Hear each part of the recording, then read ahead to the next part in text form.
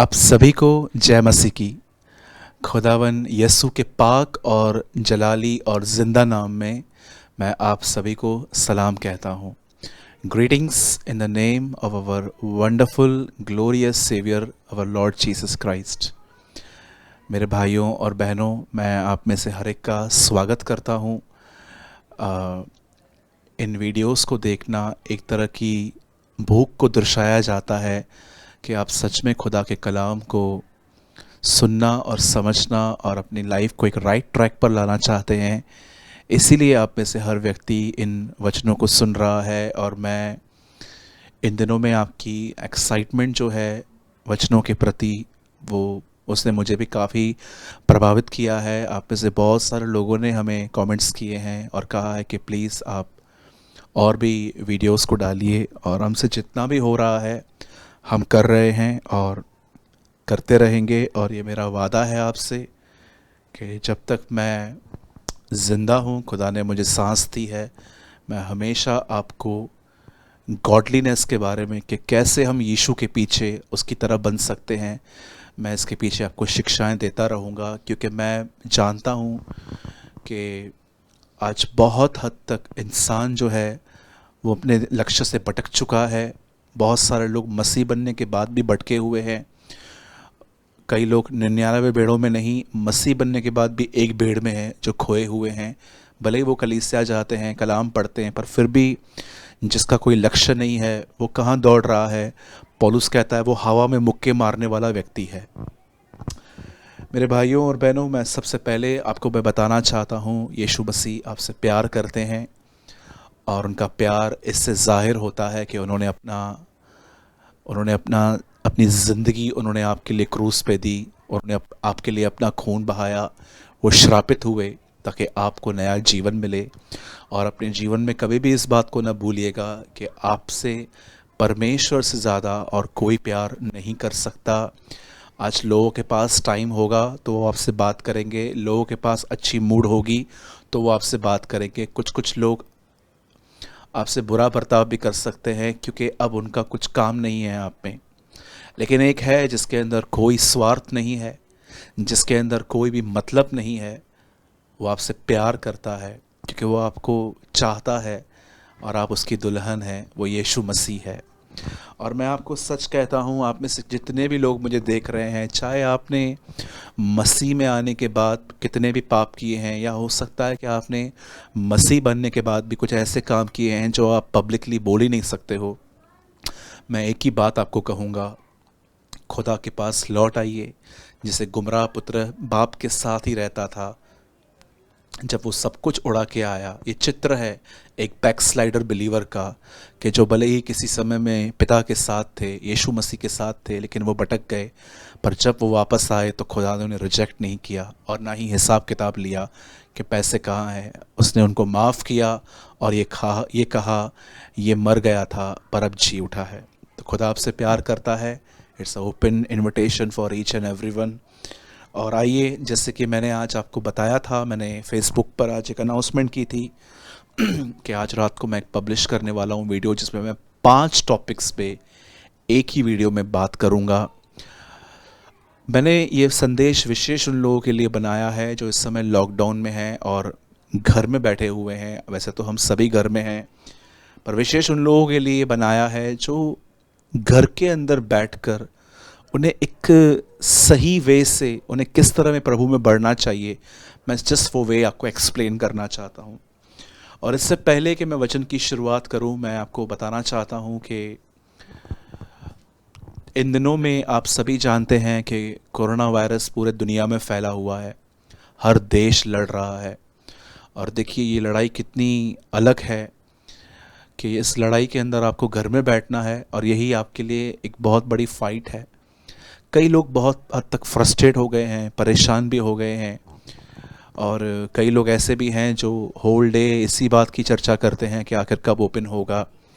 क्योंकि हम सब ऐसे हैं, हमें एक जगह पर बैठना और बैठ के काम करने की हैबिट्स नहीं है, इसीलिए हमें बहुत तकलीफ़ भी हो रही है। लेकिन आज मैं आपको एक चीज़, इससे पहले कि मैं वचन शुरू करूं, मैं एक चीज़ आपको बताना चाहता हूं, और ये सिर्फ एक वचन ही नहीं है, लेकिन ये हम सभी विश्वासियों के लिए एक चेतावनी भी है। हो सकता है कि इन दिनों में आप अपने घर में बैठे हैं और आप एक काम कर रहे हैं सारा दिन, और वो है दूसरों की ज़िंदगी में क्या हो रहा है, सिर्फ इस काम को देखना। मेरे भाइयों और बहनों, हो सकता है कि इन दिनों में आप घर में बैठे हुए हैं, लेकिन होल डे आप यही देख रहे हैं कि किसकी ज़िंदगी में क्या हो रहा है, किसकी चाल चलन कैसी है, किसने व्हाट्सएप पे क्या डाला है, फेसबुक पे क्या डाला है, इसने क्या अपलोड किया है, ये क्या हुआ है, वो क्या हुआ है। आप जानते हैं आप अपना समय बर्बाद कर रहे हैं अगर आप इन्हीं बातों में अपनी ज़िंदगी बिता रहे हैं तो।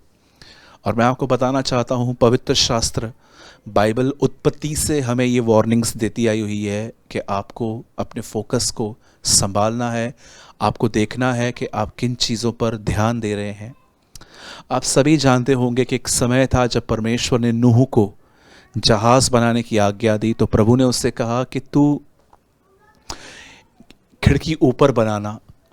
परमेश्वर नहीं चाहता था कि नूह का जो ध्यान है वो यहाँ वहाँ भटके, पर वो ऊपर की तरफ, आसमान की तरफ, अपने खुदावन की ओर देखता रहे।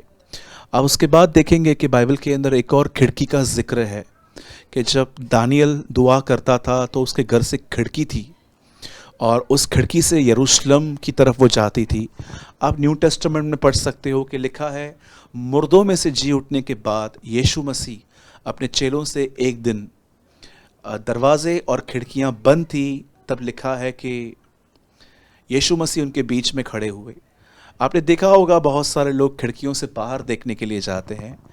मैं नहीं कहता हूं कि ये हमेशा गलत होता है, लेकिन मैं समझता हूं खिड़कियां हवा आने के लिए होती हैं, पर अधिकतर लोग खिड़कियों से सिर्फ बाहर ही झांकते हैं। मैं नहीं कहता हूं कि ये गलत है, पर बाइबल के अंदर खिड़कियों को जहां पर भी दिखाया गया है, मैं कहता हूं कि अधिकतर बार ये दिखाया गया है कि एक स्पिरिचुअल टीचिंग बताई गई है उसके ऊपर। आप सभी जानते हैं कि एक समय था, बाइबल ऐसा बताती है कि नोहा ने जब खिड़की ऊपर बनाई थी, प्रभु क्या चाहता था, वो ऊपर देखे। मैं आने वाले दिनों में इन संदेशों को और भी क्लियर करूंगा कि बाइबल में खिड़कियां और दरवाजे क्या हैं, लेकिन मैंने नोहा से जाना है कि प्रभु जानता था कि वो सिर्फ ऊपर देखे। दूसरी चीज़ जो मैं आपको बताना चाहता हूँ वो ये है कि आप जानते होंगे कि एक टाइम था जब पतरस और यूहन्ना के बीच में कंपटीशन चलती थी। ये उन दोनों को भी नहीं पता चलती थी कि वो एक गलत रवैये में चल रहे हैं। वो हमेशा यीशु से कहते थे, आपके जाने के बाद हम में से लीडर कौन है। हिंदी बाइबल में लिखा गया है, हम में से बड़ा कौन है। यीशु मसीह मारे गए, गाड़े गए और तीसरे दिन जी उठे। उसके बाद पतरस उनको मिलता है और यीशु उसको कहते हैं, पतरस, जब तू जवान था, जहां कहीं जाना चाहता था जा सकता था, लेकिन जब तू बूढ़ा होगा तब तुझे वहां ले जाएंगे जहां तू नहीं जाना चाहता। यीशु ने पतरस को बताया कि जब तू बूढ़ा होगा तो अपने हाथ फैलाएगा और वो तुझे वहां ले जाएंगे जहां तू नहीं जाना चाहता। आप सभी जानते हैं कि यीशु ने पतरस को उसकी मौत के बारे में बताया कि वो भी क्रूस पे मरेगा। और आप जानते हो, ऐतिहासिक किताबें बताती हैं पतरस को क्रूस पे चढ़ा के उस क्रूस को उल्टा कर दिया गया था। मेरे भाइयों और बहनों, पतरस ने जब ये बात सुनी तो जानते हैं पतरस ने प्रभु से ये नहीं कहा कि प्रभु ऐसी मौत मरने के लिए आप मुझ पर अनुग्रह देना कि मैं बर्दाश्त कर पाऊं, लेकिन पतरस ने कहा, प्रभु मुझे ये बता, यूहन्ना का क्या होगा। मेरे भाइयों और बहनों, यीशु मसीह ने कहा वो मेरे आने तक ठहरा रहे। मैं उससे, अब तक यीशु मसीह नहीं आए हैं, 2021 साल हुए हैं। यीशु ये कह रहा था, अगर मैं उसे 2021 साल का जीवन दूं, तुझे क्या करना है, तू मेरे पीछे चल। मेरे भाइयों और बहनों, दूसरे क्या कर रहे हैं इससे आपको क्या लेना देना। आप देखिए, आप जब इन दिनों में घर में बैठे हैं और जब आप बात कर रहे हैं तो कहीं ऐसा तो नहीं है आपकी बातचीत के अंदर आप अपनी उन्नति के लिए या तो आपने जो लर्न किया है उसके लिए नहीं, लेकिन आप दूसरों के लिए बात करते रहते हैं, दूसरों की कमजोरियों के लिए बात करते रहते हैं, दूसरों के अंदर जो शॉर्टकमिंग्स हैं उनके लिए बात करते हैं। इससे कहते हैं दूसरों की जिंदगियों में झांकना। मेरे भाइयों और बहनों, यीशु मसीह मुर्दों में से जी उठने के बाद 2 चेलों पर इमाउस के मार्ग पे मिले थे। आप जानते हैं 2 चेले क्या बात कर रहे थे? यीशु के लिए। और लिखा, यीशु उनके साथ आके हो लिया। यीशु किसके साथ हो लिया? उनके साथ जो यीशु की बातें कर रहे थे। आप चाहते हो यीशु आपके बीच में रहे, आपके परिवार में रहे, तो जितना हो सके यीशु के लिए बात कीजिए। इन घरों के इन दिनों में जब आप घरों में हैं, लॉकडाउन है, तो जितना हो सकता है जो भी आप स्टडी करते हो, जब आप मिलते हो तो आप बताओ उनको कि मैंने ये सीखा है, आपने क्या सीखा। लेकिन उसकी बीवी गोल्ड लेकर गई, उसका हस्बैंड स्कूटर लेकर आया, इन लोगों ने कार ली, ये लोग क्या करते हैं, ये लोग भाग गए, इन्होंने भाग के शादी की। बहुत बार आप ये बातें करते हैं। दूसरों की ज़िंदगियों में झांकना बंद कर दीजिए, खुदा को देखिए। हर दिन बना के अपने काम को देख रहा था और कह रहा था अच्छा है। अपने कामों को देखिए कि आप क्या कर रहे हैं, अपने कामों को जांचिए। एक धर्मी व्यक्ति की पहचान जानते क्या होती है? वो दूसरों की ज़िंदगी क्यों नहीं, वो अपने जीवनों को जांचता है। जो दूसरों के जीवनों को झांकते हैं, I am really very sorry, Bible उन्हें फरीसी कहती है। आप पढ़ सकते हैं। एक आदमी ने कहा, प्रभु मैं व्यभिचार नहीं करता, मैं दसवांश देता हूँ, मैं सप्ताह में उपवास करता हूँ, मैं इसकी तरह नहीं हूँ। यीशु ने क्या कहा? वो कौन था? वो एक फरीसी था। लेकिन जो सही व्यक्ति था, भले ही उसके अंदर गुनाह था पर ऑनेस्ट था, वो कहता है प्रभु मैं पापी हूँ, मुझ पर दया कर। यीशु कहता है यही अपने घर आया। तो इससे पहले कि मैं 5 बातें वो शेयर करूं, उससे पहले मैंने आपको ये बताया कि आपको इन चीज़ों में ध्यान नहीं देना है। अब कौन सी वो 5 चीज़ें हैं जो इस लॉकडाउन के अंदर आप जिसमें बिजी अपने आप को रख सकते हैं? पहली चीज़ जो मैं कहना चाहता हूं वो है बाइबल स्टडी, वचन का अध्ययन। मैं सबसे पहले आपकी स्क्रीन पर एक वर्ड आ रहा है और आप देखिए, भजन संहिता, ज़बूर की किताब, साम्स चैप्टर 1 और उसका 2 वर्ड। परंतु वह तो यहोवा की व्यवस्था से प्रसन्न रहता और उसकी व्यवस्था पर रात दिन ध्यान करता रहता है। बहुत सारे लोगों ने मुझसे ये बात पूछी है कि ब्रदर हम जानना चाहते हैं कि बाइबल को स्टडी कैसे करें। मैं आपको आज समझाना चाहता हूँ, बाइबल को जब आप स्टडी कर रहे हैं तो आप उसको कैसे स्टडी करें और कौन सी चीज़ उसमें से लर्न करें। मैं आज एग्जाम्पल के तौर पे बताता हूँ। सबसे पहले मैं आपको कहूँगा कि अगर आप बाइबल को अध्ययन करना चाहते हो तो मैं आपको कहना चाहता हूँ, सबसे पहले बाइबल को बीच बीच में से न पढ़ें। बहुत सारे लोग बाइबल को बीच बीच में से पढ़ते हैं, बीच में खोलते हैं, जो वचन उनके सामने आता है। मैं आपको सच कहता हूं, अगर आप एक ऐसे व्यक्ति हैं जो बीच बीच में से बाइबल पढ़ते हैं तो आप मिसलीड हो सकते हैं। अगर आप बाइबल को कभी बीच में से खोल रहे हैं, क्या आप जानते हो बाइबल में एक वचन है जहां पर लिखा गया है कोई परमेश्वर नहीं है? तो क्या कोई परमेश्वर नहीं है? लेकिन अगर आप आराम से पढ़ोगे ऊपर से लेके नीचे तक तो वहां लिखा है मूर्ख ने कहा कोई परमेश्वर नहीं है। कई लोग जो हैं वो बीच बीच में से बाइबल पढ़ते हैं, जब उनकी शादी होने वाली होती है तो प्रभु को बोलते हैं ये वचन आया तो मैं समझ जाऊंगा आप मेरी शादी यहां करना चाहते। इस तरह नहीं होता। आप देखिए, प्रेरितों के काम 2 अध्याय के बाद चिट्ठियां भी नहीं डाली जाती थी। प्रेरितों के काम 2 अध्याय तक चिट्ठी डाली गई थी, लेकिन 2 अध्याय के बाद आप कभी बाइबल के अंदर चिट्ठियां नहीं देखोगे। क्यों? क्योंकि पवित्र आत्मा आ गया। अब इंसान की अगुवाई करने के लिए पवित्र आत्मा है। सबसे पहले बाइबल को कभी बीच बीच में से न पढ़ें, इसे लाइन वाइज पढ़ें। आपके बाइबल में एक रेड और येलो रिबन होती है, वो उन लोगों ने इसलिए दी है ताकि आप जहां पर पूरा करते हो वहां पर रख दो और अगले दिन वहीं से पढ़िए। और सेकंड थिंग, आपको बाइबल स्लोली पढ़नी है। आपको अपनी ड्यूटी पूरी नहीं करनी है एक अध्याय पढ़ के। जैसे कि देखिए, मैं आपके लिए पढ़ रहा हूं, मेरे सामने इस समय भजन संहिता 1 खुला हुआ है। क्या ही धन्य है वह पुरुष जो दुष्टों की युक्ति पर नहीं चलता और न पापियों के मार्ग में खड़ा होता और न ठट्ठा करने वालों की मंडली में बैठता है, परंतु वह तो यहोवा की व्यवस्था से प्रसन्न होता है और उसकी व्यवस्था पर रात दिन ध्यान करता है। आप इस तरह इतना जल्दी जल्दी बाइबल पढ़ रहे हैं, क्या आपको कुछ समझ में आ रहा है? यीशु मसीह ने आखिरी बार ऐसा कहा था मरने से पहले। उसने रोटी ली और तोड़ी। जब आप बाइबल को स्लोली पढ़ेंगे तो वचन आपको तोड़ तोड़ के समझ में आएगा। Divide the word of the truth correctly. सत्य के वचन को ठीक से काम मिला, तीमुथियुस कहता है। सबसे पहले बाइबल को बीच बीच में से मत पढ़िए, सेकंड बाइबल को स्लोली पढ़िए, और तीसरी चीज़, जब भी आप बाइबल पढ़ रहे हैं आप पवित्र आत्मा से ये कहिए, पवित्र आत्मा आप इस बाइबल के लेखक हैं, आप ऑर्थर हैं, आपने ये सब लिखा है और आपसे बेहतर कोई नहीं जानता, प्लीज़ आप मुझे टीच कीजिए वर्ड को। और जैसे जैसे आप पढ़ना स्टार्ट करोगे आपको इनरली, आपको अंदर ही अंदर परमेश्वर आपको सिखाएगा कि इस वचन का अर्थ क्या है। वो आपको पुराने नियम में लेके जा सकता है, नए में लेके जा सकता है। इस तरह बाइबल को आप स्टडी कर सकते हैं। अब ध्यान दीजिए, एक चौथी चीज़ बाइबल स्टडी करने की मैं बता रहा हूँ। पहले स्लोली पढ़िए, सेकंड फर्स्ट जो है आपको बाइबल बीच बीच में से नहीं पढ़नी है, सेकंड आपको स्लोली पढ़नी है, थर्ड आपको प्रेयर के साथ पढ़नी है। चौथी चीज़, जब भी आप बाइबल पढ़ रहे हैं सिर्फ उसमें ज्ञान इकट्ठा मत कीजिए, इंफॉर्मेशन कलेक्ट मत कर दीजिए, पर देखिए कि आपके जीवन से क्या लागू हो रहा है। बाइबल ऐसा बताती है यीशु में जीवन था और वो जीवन हमारी ज्योति था। पुराने नियम में लिखा है तेरा वचन मेरे मार्ग के लिए दीपक और मेरे लिए उज्याला है।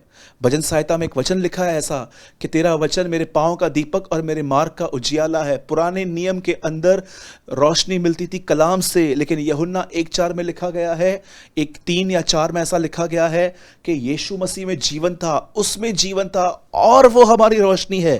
जब भी आप बाइबल को पढ़ रहे हैं आप देखिए यीशु कैसी जिंदगी जी रहा था, और वही जिंदगी जो आप उसको देख रहे हो उसी में से आपको रोशनी मिलेगी कि आप ऐसा जी रहे हो कि नहीं जी रहे हो। उसके जीवन में से रोशनी निकलती है।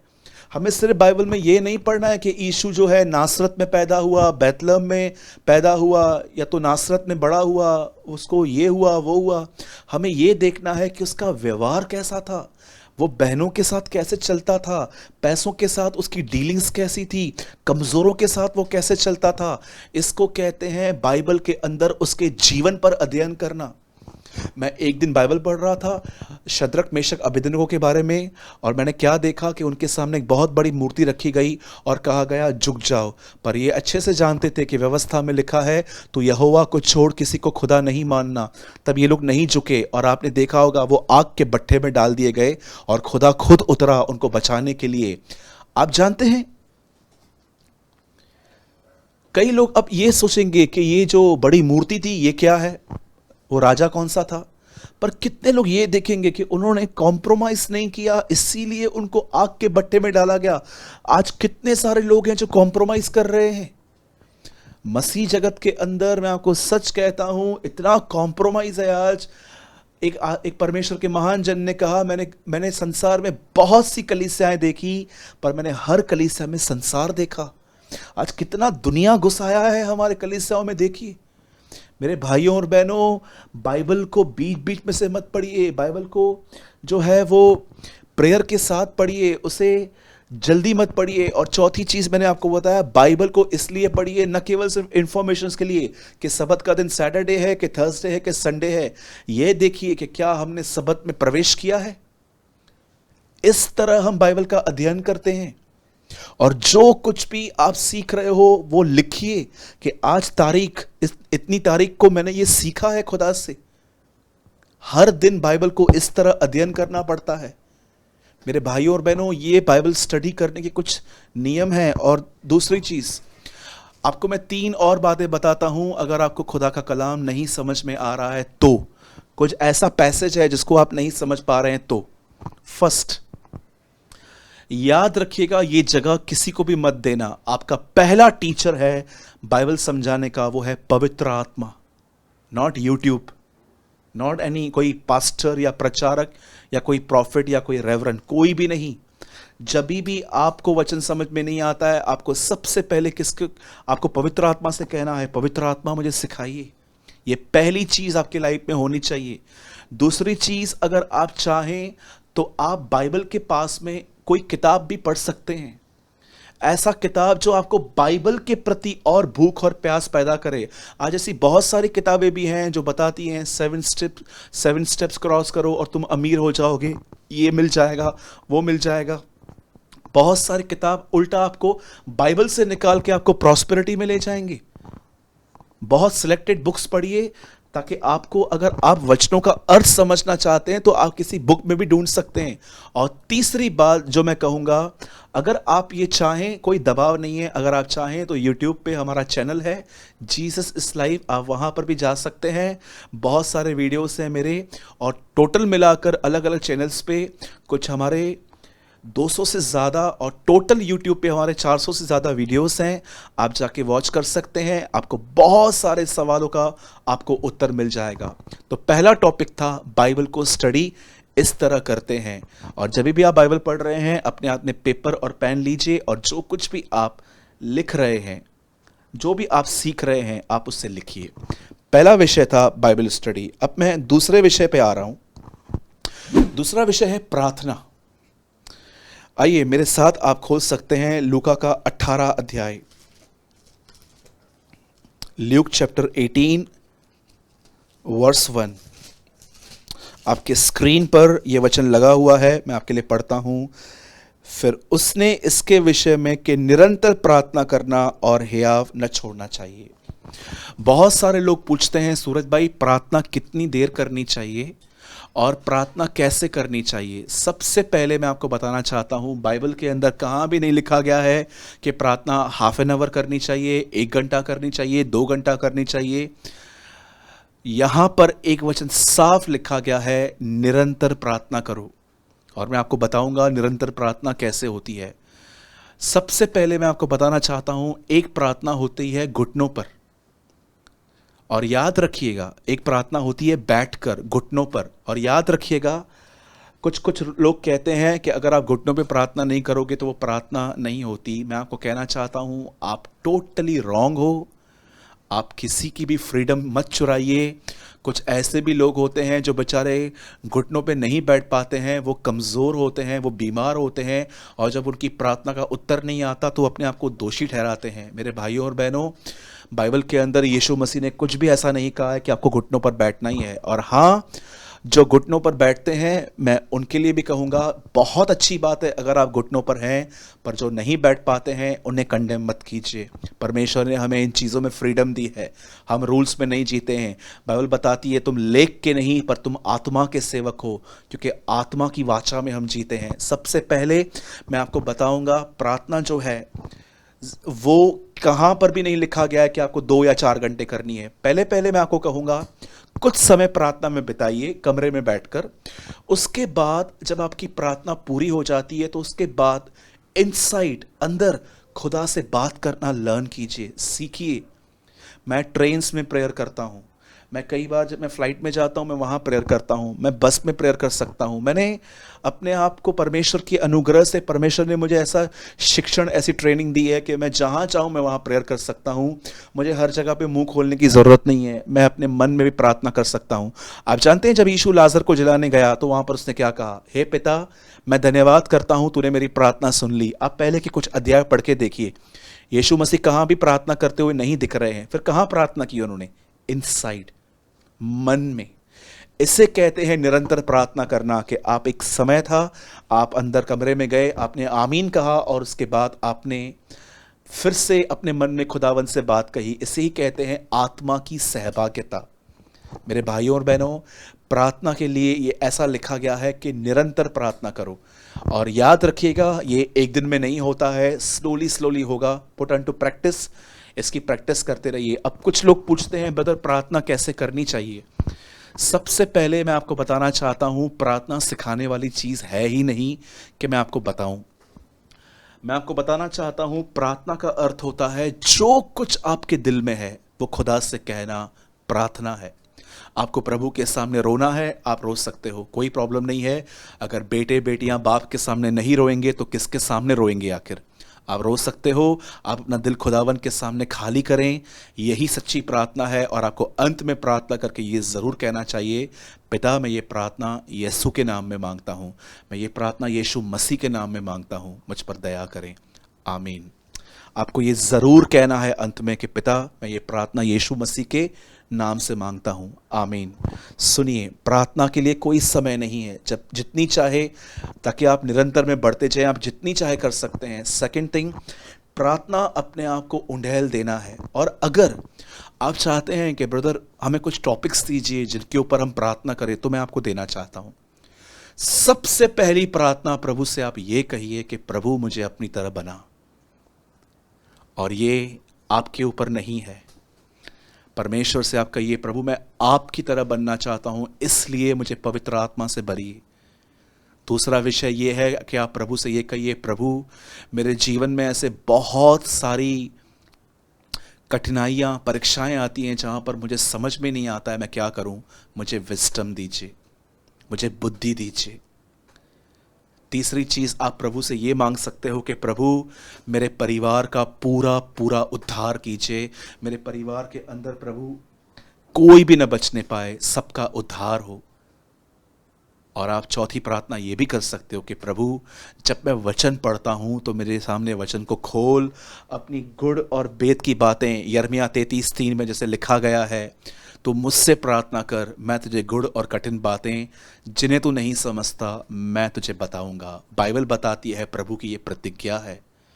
ये कुछ टॉपिक्स हैं मेरे भाइयों और बहनों, याद रखिए किसी दिन प्रार्थना नहीं भी हो पा रही है तो अपने आप को कंडेम मत कीजिए, लेकिन अपनी तरफ से पूरी कोशिश कीजिए कि आप प्रतिदिन परमेश्वर के साथ कुछ समय बिताएं। आइए अब तीसरा विषय जो मैं आपके सामने ला रहा हूं वो है worship and press and worship. आपके स्क्रीन पर इस समय एक वर्ड लगा हुआ है, यूहन्ना का 4 अध्याय और उसका 24वां वचन।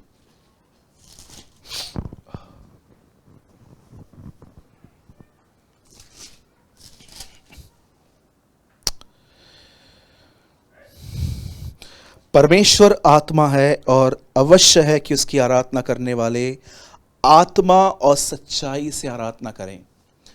मेरे भाइयों और बहनों, ये एक ऐसा टॉपिक है जो मसीहत के अंदर बहुत ही मिसअंडरस्टूड किया गया है। बहुत सारे लोग मिक्सचर हो गया है, ये दोनों एक ही हैं। पर मैं आपको बताना चाहता हूँ ये बहुत ही अलग अलग और बहुत ही औसम चीज़ें हैं। परमेश्वर ने आदम से कहा था भले और बुरे के ज्ञान के वृक्ष में से मत खा। मिक्सचर, मिश्रण। प्रकाशित वाक्य में लिखा है न तो ठंडा है न तो गर्म है, मिक्सचर। परमेश्वर को ये बात बिल्कुल पसंद नहीं आती कि जब लोग बातों को मिक्सचर करके बताते हैं। आप जानते हैं प्रेस एंड वर्शिप, प्रेस का मतलब होता है परमेश्वर की बड़ाई करना, वो गीतों से भी होती है। ज़रूरी नहीं है कि आपको हर वो गीत गाना ही है जो एक वेल फेमस सिंगर गा रहा है पर उसमें कोई स्पिरिट का मूव नहीं है। कई बार क्या होता है कि जिस वर्शिपर को आप पसंद करते हो, एक टाइम आता है कि उन्होंने कुछ गीत आत्मा में गाए थे, लेकिन कुछ गीत उन्होंने बिल्कुल शरीर में गाए थे। लेकिन आप वर्शिपर को बहुत पसंद करते हो, इसीलिए आप उसके हर गीत को, चाहे वो स्पिरिचुअल है भी नहीं वो गीत या आत्मा में नहीं गाया गया है, तो भी आप उस गीत को दोहराते रहते हो।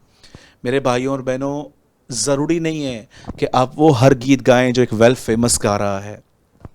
आपको वो गीत सुनने हैं, आपको वो गीत गाने हैं जो आपकी स्पिरिट को मूव करते हैं।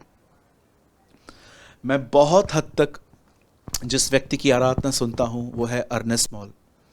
मुझे वो बहुत पसंद है और मैं ये बिलीव करता हूं जो वो परमेश्वर के जो खादिम हैं, जो प्रभु में सो गए, जब हमें स्वर्ग में मिलेंगे यीशु मसीह से मिलने के बाद, हम उनसे भी मुलाकात करके कहेंगे कि हमने बड़ी बड़ी बरकतें पाई थी आपकी आराधना में जब आप प्रभु के लिए गाते थे। मेरे भाइयों और बहनों, मुझे उनका एक सॉन्ग बहुत पसंद है जिसका नाम है खुदाया तेरी रूह दो, तेरी रूह से बच के मैं कहाँ जाऊँ, हिंदी में ऐसा कहते हैं। वो गाना मुझे बहुत पसंद था। मैं कई बार जब उस गीत को सुनता था तो मैं अपने खुदा को बहुत करीबी से महसूस करता था। एक और गीत जो मेरी स्पिरिट को बहुत मूव करता है, जो मैंने कहाँ पर भी वीडियो नहीं देखा था, मैंने किसी के मुंह से सुना था और मैंने वहाँ से कैच कर लिया, जिसका नाम था यहोवा नाम है तेरा, सबसे तू ऊंचा रहे, सबसे तू महिमा पाए। मुझे ये गीत बहुत पसंद है जहाँ पर परमेश्वर को महिमा मिलती है। मेरे भाइयों और बहनों, एक होती है प्रेस। मैं आपको कहूँगा कभी कभी अपने कमरों में चले जाइए। एक्चुअली कभी कभी भी नहीं, ये तो हमारी रोज़ की हैबिट्स होनी चाहिए कि एक टाइम आता है जब आप खुदा के साथ कमरे में जाइए और हर वो गीत जो आपकी स्पिरिट को मूव करता है उसके लिए गाइए। कई बार ऐसा भी होता है कि आप जब आराधना करते हैं तो वो केवल शब्द होते हैं, पर आपका ध्यान कहीं और रहता है। जब भी आपका ध्यान भटकता है उसे पकड़िए, वापस लगाइए, वापस भटकता है वापस पकड़िए, वापस लाइए। ये प्रैक्टिस है, ये प्रतिदिन हमारी एक लड़ाई है। एक और चीज़ आती है वर्शिप। मेरे भाइयों और बहनों, ये बहुत गहरी है। मैं नहीं कहता हूं कि वर्शिप करना गीत गाना नहीं है, गीत गाना भी है, लेकिन सिर्फ गीत गाना ही नहीं है। बाइबल ऐसा बताती है कि परमेश्वर ने इब्राहिम से कहा अपने बेटे को बलिदान कर। जब इब्राहिम अपने बेटे को मोराया पर्वत पे ले गए और जैसे वो अपने बच्चे को मारने ही वाले थे, उससे पहले उन्होंने अपने दो सेवकों को पहाड़ के नीचे खड़े होकर कहा था, तुम यहीं ठहरो, यह लड़का और मैं, हिंदी में लिखा है दंडवित, इंग्लिश में लिखा है वर्शिप, ये लड़का और मैं ऊपर जाएंगे, आराधना करेंगे, वापस लौट आएंगे। आप सभी जानते हैं इब्राहिम ने कोई गीत नहीं गाया था ऊपर। आप जानते हैं कितनी बड़ी बात है कि जब इब्राहिम अपने बेटे को मार रहे थे, उनका बेटा यहां वहां नहीं हो रहा था, भाग नहीं रहा था, वो बिल्कुल अपने माँ बाप, वो अपने बाप की बात मान रहा था।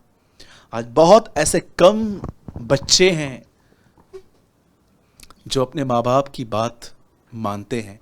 कई बार आप देखिए, जो आप टीन हैं, यूथ एज में हैं, देखिए कई बार अपने माँ बाप से आप कितना रूडली बात करते हैं। उन्हें कहते हैं कि आपको अकल नहीं है, आप पुराने ज़माने के हो, पुराने ख्यालात के हो। Don't disrespect your parents, my brothers and sisters, honour them, इज्जत करें उनकी। मैं आपको सच कहता हूँ, आज वो जिंदा हैं, आपको गाइड कर रहे हैं। कल अगर वो चले गए तो मैं आपको सच कहता हूँ, आप उनकी गाइड के लिए तरस जाओगे।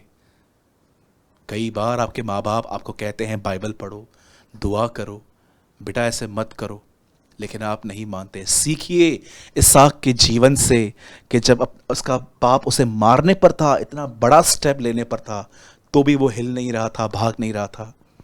आप जानते हो सच्ची आराधना क्या होती है? हम तो कहते हैं सिर्फ गीत गाना आराधना है, पर जानते हो बेटा सोया था और बाप मार रहा था, बाइबल इसको आराधना कहती है। अब मैं आपसे पूछता हूं, वो स्वर्गीय पिता, वो आसमानी बाप,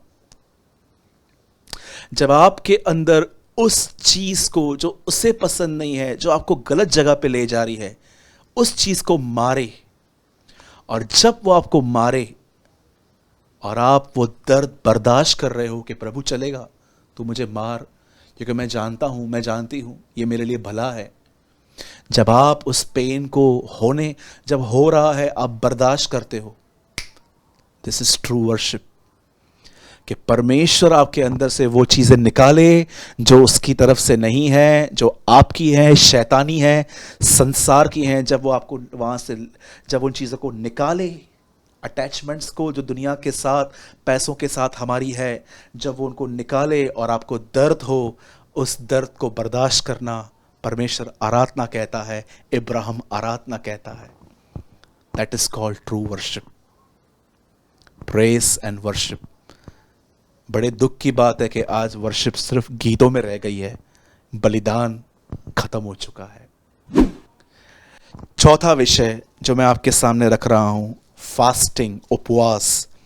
बहुत सारे लोग पूछते हैं, भाई फास्टिंग कैसे करें, कब करें, क्या खाएं क्या न पिएं, ऐसे बहुत सारे क्वेश्चंस आते हैं। आइए आपके सामने एक वर्ड लगा हुआ है, मत्ती 6 अध्याय, मैथ्यू चैप्टर 6 वर्स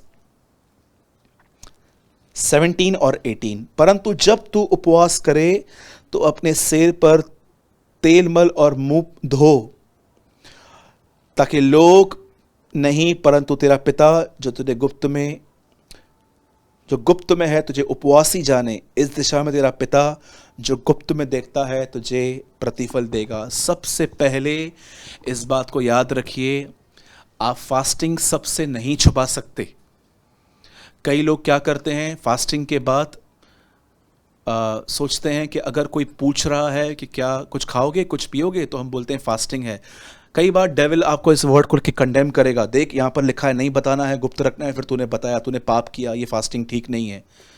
मेरे भाइयों और बहनों, यीशु कहता है मुंह को धो, सर पे तेल मल। इसका मतलब क्या है? यीशु ये समझा रहा था, इस इंटेंशन से मत करो कि लोग आपको स्पिरिचुअल समझे। आज कई लोग हैं ना, एक दूसरे को बताते रहते हैं मेरी फास्टिंग है, मेरी फास्टिंग है। अगर आपको कहां पर बताना पड़ रहा है कि आपके सामने कुछ परोसा गया है, तो आप वहां पर बोल सकते हो कि यस मेरी फास्टिंग है। आपको झूठ बोलने की कोई जरूरत नहीं है, खुदा आपके दिल को जानता है। लेकिन कई लोग क्या होते हैं, फास्टिंग करते ही दिखावटीपन के लिए हैं। आप देखिए फरीसी लोग जो थे, वो बहुत हद तक लोगों को दिखाने के लिए करते थे। पहली चीज, आपको डरना नहीं है, परमेश्वर आपके दिल को जानता है। दूसरी चीज, फास्टिंग के अंदर सबसे जो मुख्य चीज है वो है परमेश्वर के साथ संगति। सब कहिए मुंह से, उपवास, उपवास, ऊपरवास। मैं आज पृथ्वी पर नहीं हूं, मैं खुदावन के साथ हूं। That is called fasting. जब आप फास्ट करते हो तो तब स्पिरिट के अंदर दावत होती है, फीस्ट होती है। आपकी फास्टिंग में स्पिरिट फीस्टिंग में होती है। याद रखिए इस बात को हमेशा, फास्टिंग दिखावटीपन के लिए नहीं होनी चाहिए। फास्टिंग के अंदर सबसे जरूरी चीज होती है वो है खुदा के साथ बैठना। और अगर आप चाहें तो आप फास्टिंग के अंदर लिक्विड्स ले सकते हैं, चाय, पानी, कॉफ़ी, जूस। ये हम इसलिए लेते हैं ताकि हमारा मन न भटके। भूख की वजह से अगर आपका मन भटके और आपका मन खुदा में नहीं लगे तो ऐसी फास्टिंग किस काम की। तो अगर आपका पेट आपको तंग करता है तो आप ले सकते हैं। और कई लोग पूछते हैं भाई ये तो आपने बता दिया, लेकिन बताइए 40 डेज की फास्टिंग क्या है। देखिए मैं 40 डेज की फास्टिंग में बाइबल के अंदर बहुत कम लोगों को देखता हूँ, एलिया, मूसा और यीशु मसीह। और हमेशा 40 डेज की फास्टिंग जो होती है वो प्रभु की अगुवाई में होनी चाहिए। खुदावंद आपको कहना चाहिए। अगर आप ऐसे भी करते हैं तो मैं आपको गलत नहीं ठहराता हूं, लेकिन मैं कहूंगा कि ये जानिए कि आप 40 डेज की फास्टिंग क्यों कर रहे हैं, क्या रीजन है। कहीं ऐसा तो नहीं है कि आपका फास्टिंग अनबिब्लिकल है। मैं फास्टिंग के बिल्कुल भी खिलाफ नहीं हूं। शायद मैं प्रचार नहीं करना चाहता कि मैं कितनी फास्टिंग करता हूं, लेकिन मैं आपको बताना चाहता हूं कि आप जब भी 3 दिन, 7 दिन, एक होते हैं रेगुलर फास्टिंग, 1 दिन छोड़ के, 2 दिन छोड़ के आप अपनी उन्नति के लिए कर रहे हो। लेकिन जब आप खुदावन से पूछिए कि खुदा आप क्या चाहते हो फास्टिंग के लिए। कई बार देखिए एस्थर ने फास्टिंग की, डैनियल ने फास्टिंग की, यीशु के लिए कभी भी फास्टिंग विदाउट पर्पस नहीं हुई थी। तो अगर आप चाहते हैं कि आप लंबी फास्टिंग करें तो खुदा से पूछें, वो आपको लीड करेगा। अदरवाइज आप सिर्फ और सिर्फ अपना डाइटिंग सिस्टम ठीक कर रहे हैं। तो ये बहुत मुख्य बातें थी। और फास्टिंग के अंदर सबसे अच्छी बात यह है, जो खाना आपने छोड़ा है वो खाना किसी गरीब को दीजिए। मोस्ट इंपॉर्टेंट थिंग, यशाया में लिखा है, उस दिन तुम दीन और दरिद्र लोगों की सुद्धि लो। मेरे भाइयों और बहनों, फास्टिंग बहुत इंपॉर्टेंट है। यीशु मसीह ने कहा एक समय आएगा जब दूल्हा और बाराती अलग होंगे, तब बाराती फास्टिंग करेंगे। अब दूल्हा स्वर्ग में है, हम बाराती नीचे हैं। अब हमें फास्टिंग करनी है। एक आखिरी बात जो मैं आपको समझाना चाहता हूं, पहले मैंने आपको सिखाया Bible study, prayer, praise and worship, fasting, और अब 5वीं चीज थैंक्स गिविंग, धन्यवाद देना। इफिसियों 5 अध्याय, और मैं उसके लिए एफिशियंस चैप्टर 5 वर्स 4।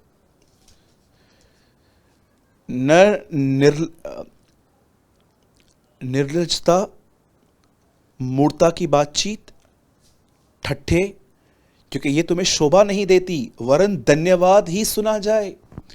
बाइबल ऐसा बताती है सब बातों में तुम्हारे बीच में धन्यवाद सुना जाए। कभी आप देखिए आप कितने अनथैंकफुल रहते हो। आज देखिए कोरोना वायरस की वजह से कितने लोग मर गए हैं। इटली में कितने लोग मरे, यूएस में कितने लोग मरे, चाइना में, यूएई में, हर जगह पे लोग मरे हैं। अब भारत में भी ये फैल रहा है, यहां पर भी बहुत सारे फैले हुए हैं। पर आपको नहीं लगता खुदावन ने हमें बचाया है, हमें संभाला है, हम उसे इस बात के लिए धन्यवाद दें। कभी आप स्टेशन पर, आपको मैं सच कहता हूं, हमारे चर्च के अंदर जब टीम रास्ते पे खाना बांटने के लिए जाती है, मैं आपको सच कहता हूं 60-60, 65 साल के बूढ़े लोग जिनको बच्चों ने निकाल दिया है, पता नहीं उनके साथ क्या हुआ है, रास्तों पे दुकानें बंद करने के बाद वो सोते हैं वहीं पर। मैं आपको सच कहता हूँ हमें अपना घर है, उनके पास अपना घर नहीं है। क्या हम इस चीज़ के लिए खुदावन को धन्यवाद न दें? उसकी शुक्रगुजारी न करें। हमारे यहाँ पर एक हॉस्पिटल है, टाटा हॉस्पिटल, 5-5, 6-6 साल के बच्चों को कैंसर है, मरने का वेट कर रहे हैं, आईब्रोज उड़ गए हैं, बाल उड़ गए हैं कीमोथेरेपी के अंदर, पर हम तंदुरुस्त बैठे हैं। क्या हमें खुदावन ने सेहत दी है? ये कम नहीं है। हमेशा हम अपनी जिंदगी में दूसरों को देखते हैं, इसने कितना कमाया, इसने फ्लैट कहाँ लिया, इसने गाड़ी ली। आप नीचे देखिए, आपको पता चलेगा कि खुदा ने आपको राजाओं की तरह रखा है। मेरे भाइयों और बहनों, धन्यवाद ही सुना जाए तुम्हारे बीच में। Be a thankful person. आपने देखा कि खुदा को ये कितना पसंद है। यीशु मसीह के सामने 10 कोढ़ी ठीक किए गए, प्रभु ने ठीक किए, 9 चले गए, लेकिन 9 के 9 ये सोच रहे थे कौन 2-3 किलोमीटर वापस जाएगा थैंक्स बोलने के लिए, लेकिन एक ने बोला नहीं मैं जाऊंगा, वो गया। और यीशु से पूछते हैं क्या वो 9 कहाँ हैं? क्या और कोई नहीं मिला जो परमेश्वर को धन्यवाद देता, उसकी स्तुति करता? खुदा की शुक्रगुजारी करना, न केवल शुक्रगुजारी करना है, लेकिन ये कहना है खुदा मैं आपका शुक्र करता हूं कि आपने मुझे जैसा भी रखा है, आपने मुझे भला रखा है। मेरे भाइयों और बहनों, यीशु मसीह की हैबिट थी।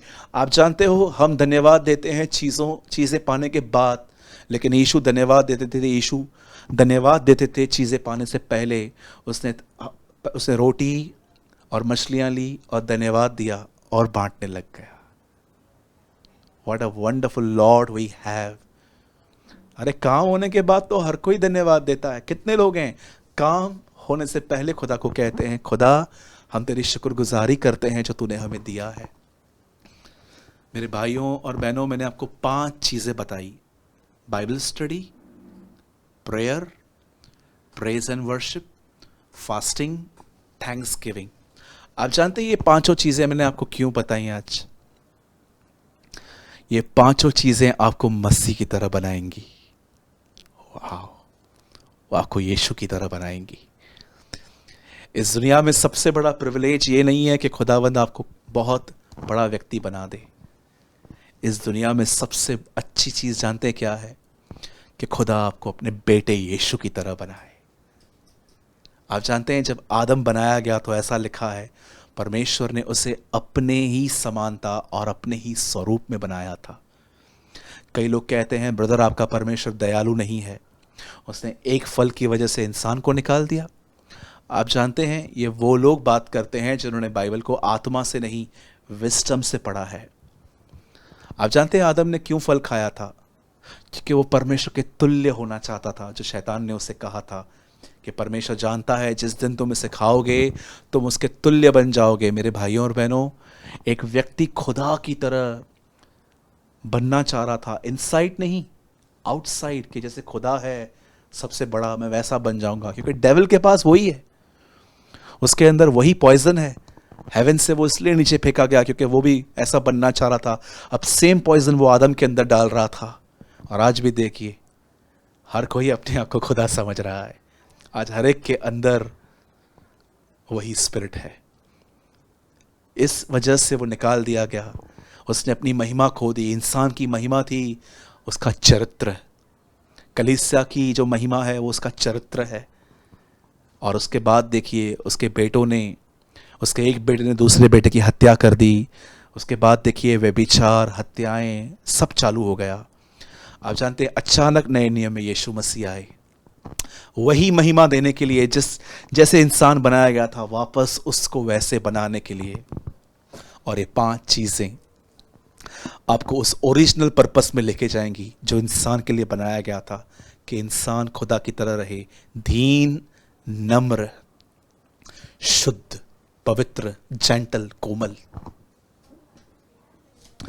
मैं उम्मीद करता हूं आज के इस वचन के द्वारा आपके बहुत सारे सवालों के उत्तर आपको मिल गए होंगे। और प्लीज़ लॉकडाउन है, अपने घर में बैठ के ये चीज़ें ज़रूर करें। ये आपके लिए बहुत ज़रूरी है। आप एक ऐसी लड़ाई में हैं जो आप घर पे बैठ के बढ़ रहे हैं प्रभु में। तो मैं आपसे विनती करूँगा ये करते रहें। आइए मैं आपके लिए दुआ करना चाहता हूँ। हमारे जीवित और महान स्वर्गीय पिता, हम यीशु मसीह के नाम में आपके पास आते हैं। प्रभु हम आपको धन्यवाद देते हैं आज के वचन के लिए। इन 5 चीज़ों को करने में प्रभु आप हमारी सहायता करें, आप हमारी मदद करें। कृपया हम पर दया कर प्रभु जी, हमें सुस्ती से बाहर निकाल और हमें अपनी तरह बना। दुआ, तेरे वचन को पढ़ना, उपवास करना, धन्यवादी बने रहना, एक अच्छा वर्शिपर बनना, इन चीज़ों को करने में आप हमारी मदद करें। बाइबल बताती है हम जो कुछ भी हैं आपके अनुग्रह से हैं। हम विश्वास करते हैं आप ऐसा करने जा रहे हैं, यीशु मसीह के नाम में, आमेन, आमेन। मेरे भाइयों और बहनों, मैं विश्वास करता हूँ आज के कलाम में से आपने बहुत कुछ लर्न किया होगा, और अगर आपने लर्न किया है तो प्लीज़ आप एक कमेंट ज़रूर छोड़ें, ताकि आपका कमेंट पढ़ के मैं भी उत्साहित हो जाऊं कि आप तक ये वीडियो पहुंच रहे हैं और आप भरपूर फ़ायदा उठा रहे हैं इनका।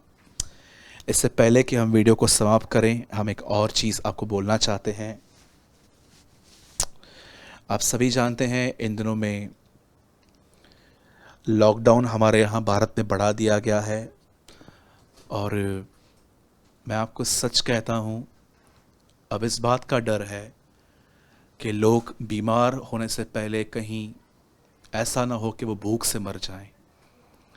मेरे भाइयों और बहनों, हमारी टीम प्रतिदिन ये काम कर रही है, लोगों तक भोजन पहुंचाना, उनके पास राशन पहुंचाना। और यदि आप भी हमारी कुछ मदद करना चाहते हैं इन लोगों तक पहुंचने के लिए, तो आप इस समय स्क्रीन पर एक अकाउंट नंबर देख रहे हैं। आप चाहें तो आप इस अकाउंट के अंदर जो कुछ खुदा आपके मन में डाले, आप उनके लिए कर सकते हैं, जो इस समय अपने घरों में बैठे हैं, जिनके पास खाने के लिए नहीं है। और अगर आप इनके लिए कुछ भी करना चाहते हैं तो आप इस अकाउंट के अंदर आपके खुदावंद आपके मन में जो भी डाले आप कर सकते हैं। और डालने से पहले यदि आप कोई इन्फॉर्मेशन, और डालने के बाद यदि आप कोई कन्फर्मेशन चाहते हैं, तो नीचे एक नंबर दिया गया है, आप उस नंबर पे हमें व्हाट्सअप कर सकते हैं। ये कॉलिंग नंबर नहीं है, आप फ़ोन करेंगे तो सिर्फ रिंग सुनाई देगी आपको, पर उठाएगा कोई नहीं, क्योंकि ये सिर्फ व्हाट्सएप के लिए है। आप चाहें तो आप हमें यहाँ पर संपर्क कर सकते हैं, डालने से पहले या डालने के बाद। और यदि आप भारत से बाहर रहते हैं और अगर आपने हमारे पहले भी मदद की है और अगर आप दोबारा करना चाहते हैं, तो कृपया करने से पहले इसी नंबर पे आप हमसे पहले संपर्क करें। हम शुक्रगुजार करते हैं उन लोगों का जो इस भले काम में हमारी मदद करते आए हैं। काश मैं आपसे ये भी ज़रूर कहूँगा कि आप जहाँ कहीं भी रहते हैं, जहाँ कहीं भी आप रहते हैं, अगर आपके आसपास में कोई ऐसे लोग हैं जिनके पास भोजन नहीं है, प्लीज़ आप वहाँ पर जाइए और उन तक भोजन पहुँचाइए। अगर आपके हाथ में प्रभु ने बरकत दी है तो प्रभु आपके साथ है, वो आपसे प्रेम करते हैं। और यदि आपने आज के कलाम में से कुछ भी सीखा है तो ज़रूर कमेंट करें, ताकि आपका कमेंट पढ़ के मुझे भी उत्साह मिले और मैं भी इसी तरह वीडियोस बनाता रहूं। प्रभु आपके साथ है और वो आपसे प्रेम करते हैं। जय मसीह की।